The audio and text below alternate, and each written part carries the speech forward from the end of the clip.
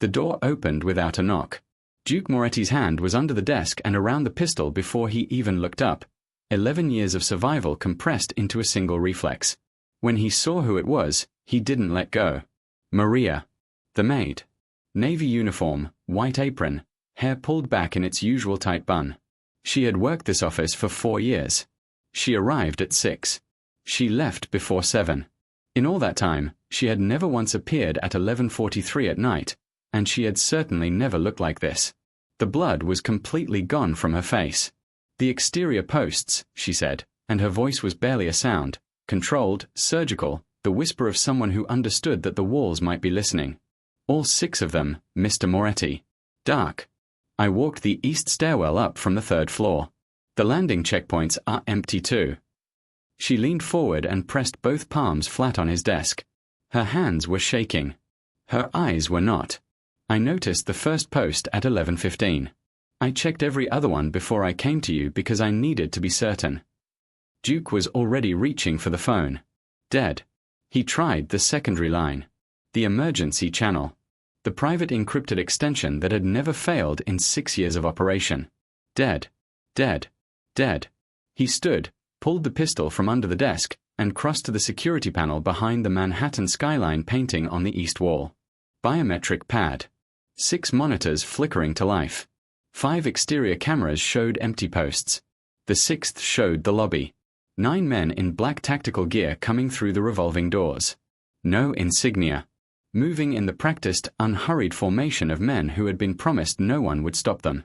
And walking ahead of them, charcoal jacket, earpiece in, hand raised to direct them toward the elevator bank with the ease of a man giving a building tour, was Vincent Caruso. Duke's head of personal security. 11 years of service. The man Duke had personally extracted from a federal investigation 4 years ago, absorbing the legal cost and the political exposure without a second thought because Vincent had been loyal. The man was pointing his contractors toward Duke's elevator at 11:51 at night with the calm, proprietary authority of someone who had just inherited the deed. Duke watched for 4 seconds. He watched Vincent look directly up at the lobby camera. The expression on his face was not quite a smile. Duke closed the panel. "You know another way out of this floor," he said. Not a question. Maria was already at the door. "Yes." "How long have you known it?" 4 years. He grabbed the spare magazine, the burner phone, and the obsidian key card from the drawer. "Then lead." She moved like she had rehearsed it. Not the careful, apologetic movement of a woman navigating spaces she wasn't sure she belonged in.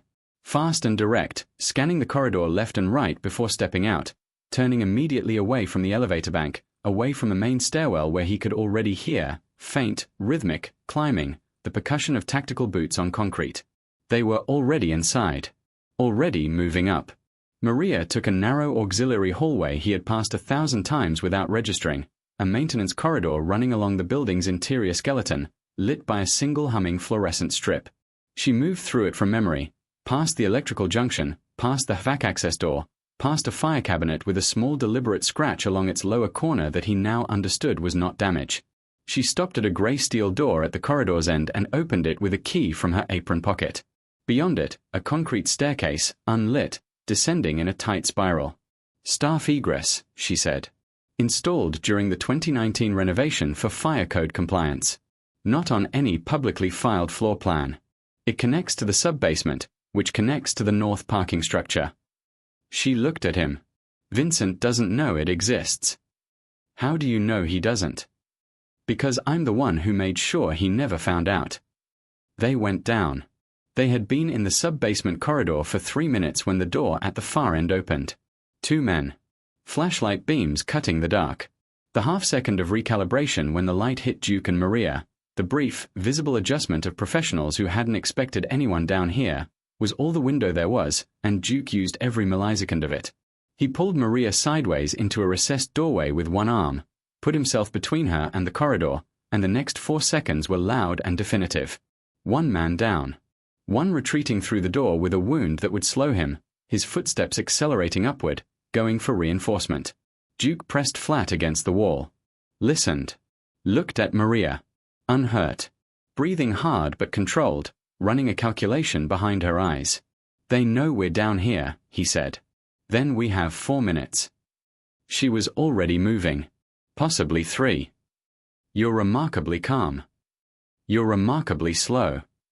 She didn't look back. Come on. The junction box was mounted on the east wall. Steel panel, combination lock, a faded maintenance warning nobody had read in 30 years. Maria reached up and turned the dial without hesitating. Left, right, left. The panel opened to reveal circuit breakers and, mounted to the interior of the door, a laminated card covered in alphanumeric sequences. She didn't look at the card. She turned to the adjacent keypad and entered 14 digits from memory. Somewhere behind the wall, a relay clicked. Secondary security network, she said, already closing the panel. Air-gapped. Separate server in the sub-basement. Vincent's team will have killed the primary system. They won't know this one exists. It has its own camera feeds, motion sensors, and controls the maglocks on 3 doors between here and the parking structure. She looked at him. I've had those codes memorized for 14 months. Duke stared at her. You also know about the meetings, he said. The ones in conference room B. Maria's expression didn't shift. 3rd Tuesday of every month. While you were in Chicago. She turned and walked. I know about the books too. 4 of your 7 legitimate companies. 31 months. A beat. 40 million, north of it, moved in amounts small enough to read as operational variance across enough subsidiaries that no single audit would have caught the pattern. She stepped over a cracked section of flooring without breaking stride. Reyes designed it. Holt and Brennan collected. Tonight isn't about the money is already gone. Tonight is about making sure you never find the trail. Duke's hand tightened on the pistol. Reyes. The man he'd trusted with Chicago. With Seattle. With the legal architecture of 3 shell structures he had believed were impenetrable. How do you know all of this? He said. Flat. Controlled. The voice he used when the answer mattered more than the emotion attached to it. The conference room adjacent to B has a ventilation seam in the connecting wall. She didn't slow down. I have been aware of that seam since my 3rd week. 8 weeks ago I was cleaning when they approached Vincent. I heard the contractor's name, the dates, the figures, your name. A pause, and something shifted slightly in her voice. Not guilt exactly, but the weight of a decision she had lived with. I spent 6 weeks trying to determine if what I had was enough to bring to you, or if coming to you incomplete would be more dangerous than waiting. Another pause.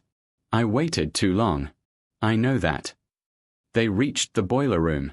It smelled of rust and superheated iron. Maria crossed directly to the northeast corner, moved aside a steel equipment shelf on casters that rolled with frictionless, deliberate ease, and crouched to the floor.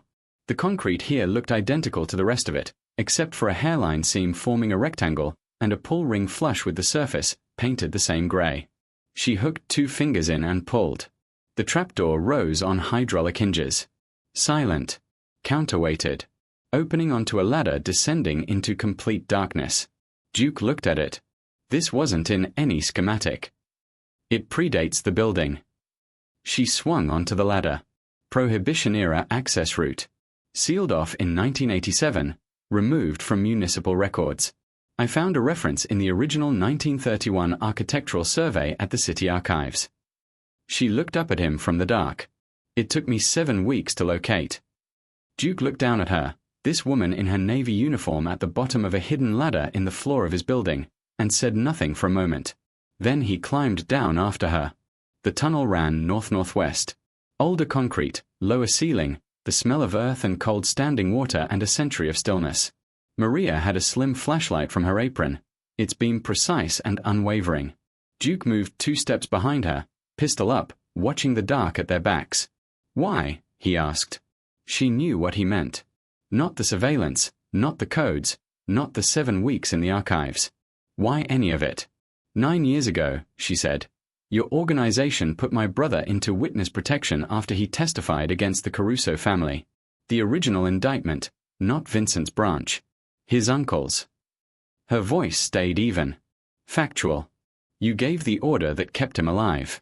You didn't know him. It cost you a significant relationship with the Carusos and you did it anyway because he was innocent and you apparently had a rule about that. A pause. I've known who you were since before I applied for the position. I needed to be close enough to matter if it ever came to this. Duke stopped walking. Maria stopped 2 steps ahead and turned. Your brother, he said. His safe. He teaches high school history in Colorado. The ghost of something crossed her face, small, private, not entirely meant for him. He has 2 daughters. He doesn't know I'm here. Duke held her gaze in the dark of the tunnel. He will, Duke said quietly. When this is finished, he gets to know the debt was paid. By name. With attribution. Maria said nothing for a moment. There's documentation, she said finally. 14 months of it. Encrypted, stored off-site, no connection to you or this building. Bank records, meeting transcripts, the contractor agreement for tonight, and a recorded conversation between Reyes and the tactical coordinator from 3 weeks ago. She turned back to the tunnel. Enough to end all 3 of them. Legally or otherwise. Both, Duke said. She kept walking. The tunnel ended at a steel ladder. The ladder led to a hatch. The hatch opened into the water pumping station. Squat, unremarkable, a municipal building that processed pressure for a 6-block radius and was visited twice a month by a city crew who spent most of their time in the break room. The least interesting building in 2 miles. Precisely the point. Against the north wall, behind a secondary pump housing that hadn't functioned since 2019, sat a matte black SUV. Full size. American made. No plates. Windows tinted past legal in any state. You stashed a car, Duke said. 11 months ago. Maria was already at the driver's side. Keys are above the left rear wheel. He found them. He walked to the passenger side. He got in. The engine turned over immediately, warm, quiet, which meant it had been serviced recently, which meant she had been here recently, which meant the operational depth of preparation embedded in this woman was something he was going to need considerably more time to fully account for. She pulled out through a maintenance gate she opened with a card from her apron, turned north, and drove. The city moved past the tinted windows, lit and alive and entirely indifferent to the fact that a tactical team was currently sweeping an empty 53rd floor office, finding clean ledgers open on a desk, finding a man who had vanished mid-thought and left nothing useful behind. Let them look. Duke watched the skyline in the side mirror. His kingdom. All its careful, immaculate architecture of control and loyalty and leveraged trust, growing smaller. Then smaller still. Western Pennsylvania, Maria said. Safe house. 8 hours. We arrive before dawn. Duke looked at the dark road opening ahead of them. Reyes didn't know about the documentation. Holt and Brennan didn't know about the car. And Vincent Caruso, standing in an empty office right now directing men through rooms that held nothing, didn't yet understand that the man he'd betrayed had driven out of the city with 14 months of evidence and the one person in the building who had known, from the very beginning, exactly how this night would have to go. Drive, Duke said. She drove. The city fell away behind them, all 53 floors of it, all its compromised men and shadow economies and the empire built on the belief that loyalty could be purchased and controlled and filed under the correct column in the correct ledger. It fell away like something he had outgrown without realizing it, until the skyline was just a glow, and then a memory, and then nothing at all. Ahead, the road was dark and open and entirely theirs. The accounting was coming. Every name on that list had a clock running now, and none of them knew it yet. Duke Moretti leaned back in the passenger seat, closed his eyes for exactly 30 seconds, the first 30 seconds in 4 hours that he had not spent surviving, and let the silence of the road hold the weight of everything that came next. Then he opened them. Tell me everything you recorded, he said. Maria reached into her apron pocket and set a small encrypted drive on the center console between them. I thought you'd never ask, she said. They drove until the city was gone and the plan was built and the debt had a deadline. Reyes. Holt. Brennan. Vincent. 4 names. 14 months of documentation. And a man who had spent 11 years building an empire just discovered that the most valuable person in it had been invisible to him the entire time. The safe house was a farmhouse. Not the kind of farmhouse that appeared in real estate listings with renovated kitchens and reclaimed wood. The kind that had been purchased through 4 layers of shell companies in 2019 by a woman who cleaned offices for a living and had, in her considerable spare time, been building an exit strategy for a man who didn't know he needed one. It sat on 11 acres of western Pennsylvania dark, surrounded by tree lines on 3 sides and a gravel road on the 4th that didn't appear on any navigation application. The nearest neighbor was a mile and a half east. The nearest town was 12 miles north. Maria pulled the SUV into the barn adjacent to the main structure at 4:57 in the morning, cut the engine, and sat in the sudden silence. Duke had not slept. He had spent 8 hours in the passenger seat reviewing every file on the encrypted drive on a ruggedized laptop Maria produced from a locked box beneath the rear seat, and what he found across those 8 hours had moved him through a sequence of internal states he would not have described to another living person. First the cold, clinical recognition of the methodology. Then the precise calculation of the total damage. Then something older and darker that lived below calculation, in the part of him that had been forged in rooms far less comfortable than a 53rd floor office, in years that predated the suits and the ledgers and the careful architecture of legitimate appearances. By the time they reached Pennsylvania, that oldest and darkest part of him was completely, quietly in charge. He closed the laptop. The recorded conversation between Reyes and the contractor, he said. The one from 3 weeks ago. He uses specific language about the timeline. He gives the contractor a completion date, Maria said. He calls it a full account closure. His words. She opened the driver's door. He means you. Duke nodded once. He got out of the car. The barn smelled of old hay and motor oil and the particular Pennsylvania cold of late night bleeding into early morning. Maria led him into the farmhouse through a side door, a structure that was, he discovered, considerably more prepared than its exterior suggested. A secured communications setup in the back room. A medical kit that went substantially beyond first aid. A pantry stocked for 2 weeks of self-sufficiency. 3 changes of clothing in 2 sizes, one of which fit him with a precision that meant she had been paying attention to more than security codes. He did not comment on the clothes. He sat at the kitchen table while Maria made coffee with the focused efficiency of someone who had decided that certain civilized rituals needed to be maintained regardless of circumstances, and he opened the laptop again to the page he needed. Reyes has a board presentation in 72 hours, Duke said. Chicago. The quarterly review for the Meridian Group Holdings. Maria set a cup beside him. I know. He'll be in the same room as Holt and Brennan. I know that too. Duke looked up at her. I need 48 hours and 2 phone calls. Maria sat down across from him, wrapped both hands around her own cup, and looked at him with those storm-colored eyes that had been watching him for 4 years and were, he was beginning to understand, considerably more patient than his own. Who are you calling? She asked. The first call, Duke said, is to a federal prosecutor in the Southern District of New York named Garrett who has had an open wire fraud investigation into the Meridian Group for 14 months and has been unable to crack the internal accounting. He paused. He's been unable to crack it because the men he needed to flip were afraid of me. A beat. They're about to become considerably more afraid of Reyes. Maria was quiet for a moment. And the second call. Duke's expression did not change. But something behind it did, something that settled, final and cold, like a door closing at the bottom of a deep building. The second call, he said, is to a man in Baltimore who has been waiting 9 years for me to tell him that the Caruso account is open. He slept 4 hours.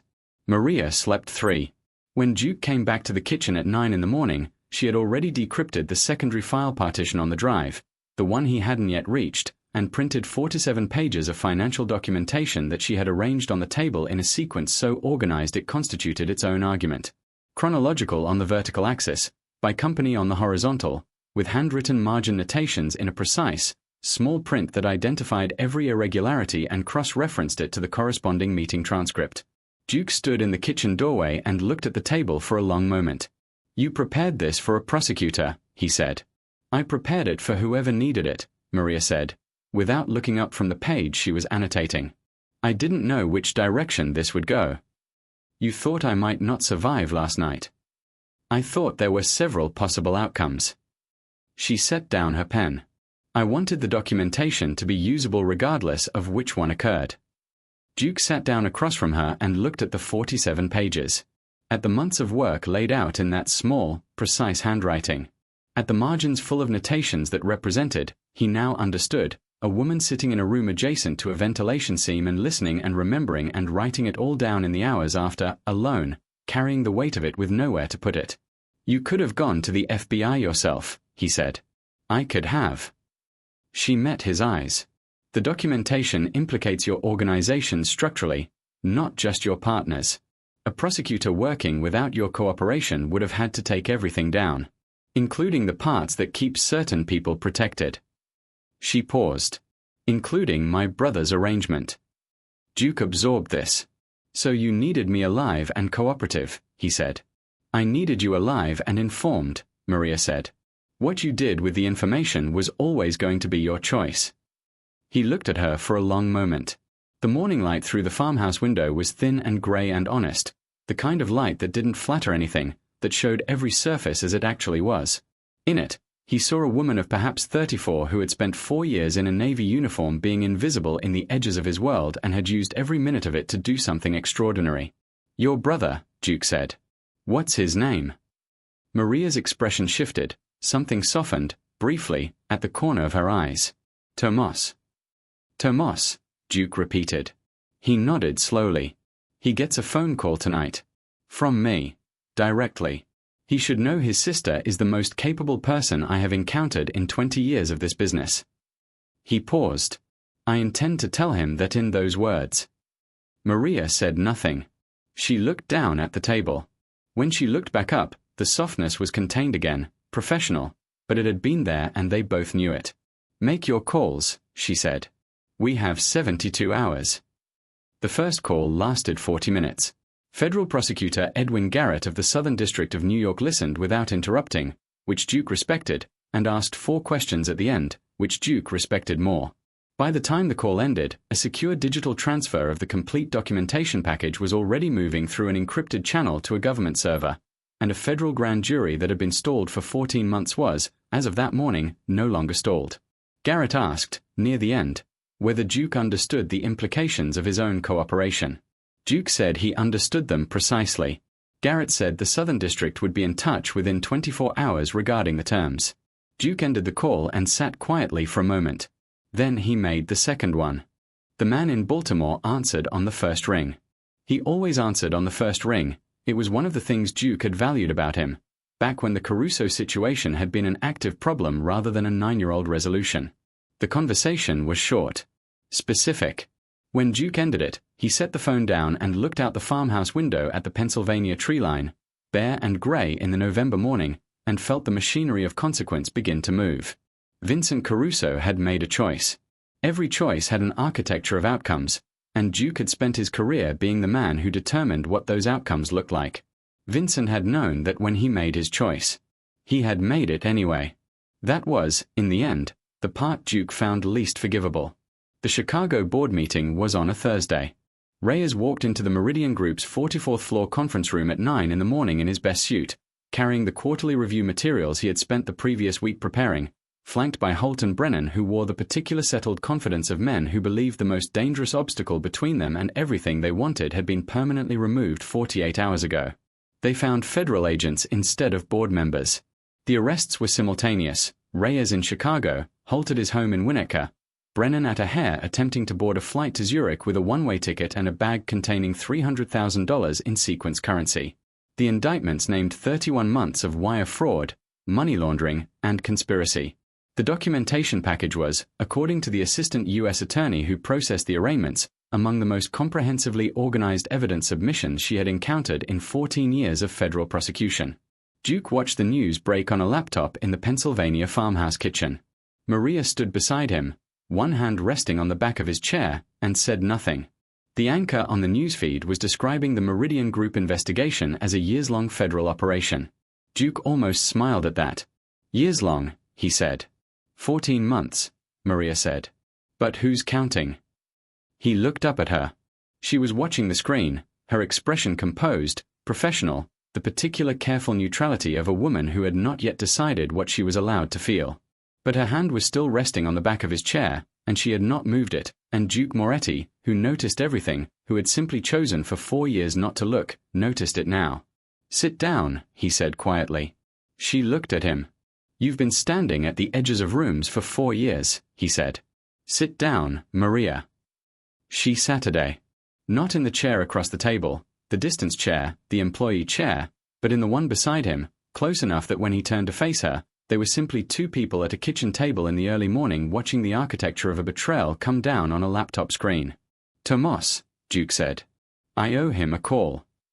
You owe him nothing, Maria said. You protected him 9 years ago without knowing him. I'm calling him anyway.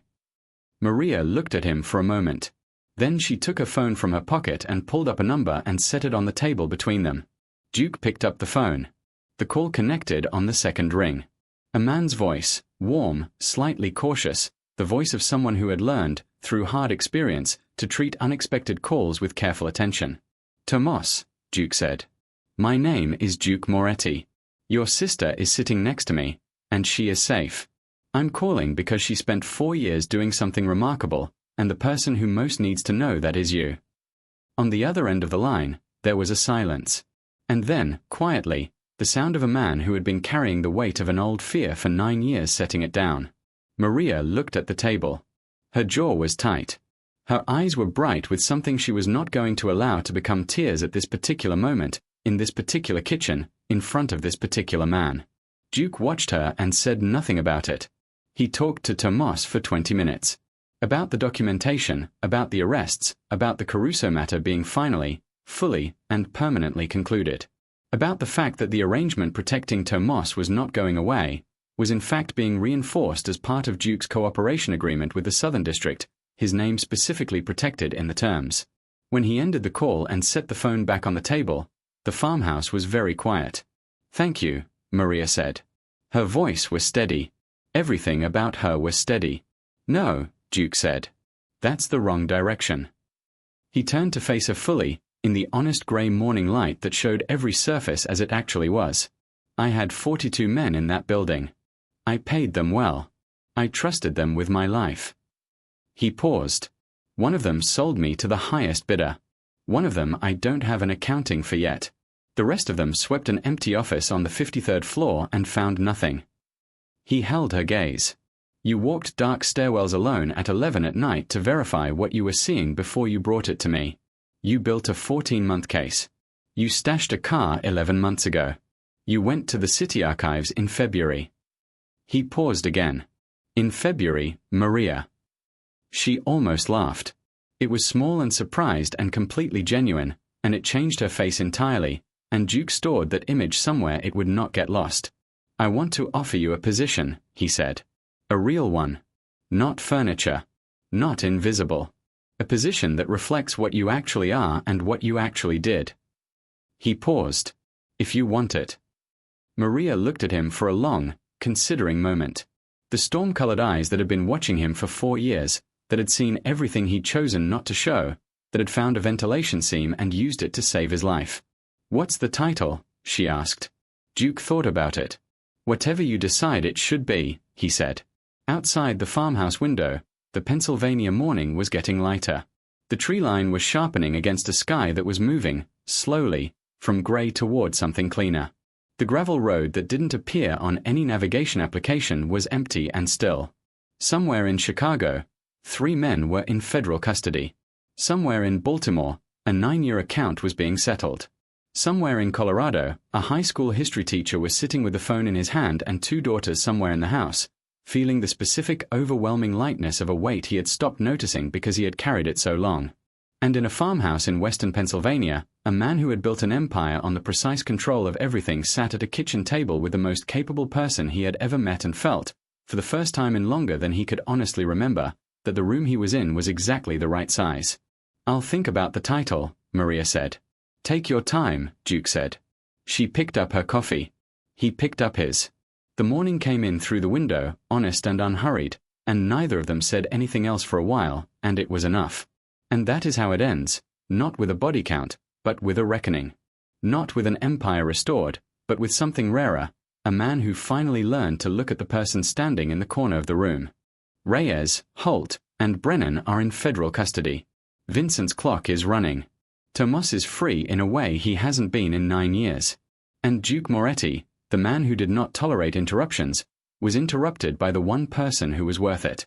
If you made it to the end of this story, you already know you're exactly the kind of viewer this channel exists for. Drop a comment right now and tell me, did you see Maria coming? Did you trust her from the beginning? Or did you have doubts? And tell me where in the world you're watching from, because this story has reached places I never imagined, and I want to say hello to every single one of you by name. Subscribe so you don't miss what comes next. Share this with someone who loves a story where the right person wins. Because they always do. On this channel, they always do. See you in the next one.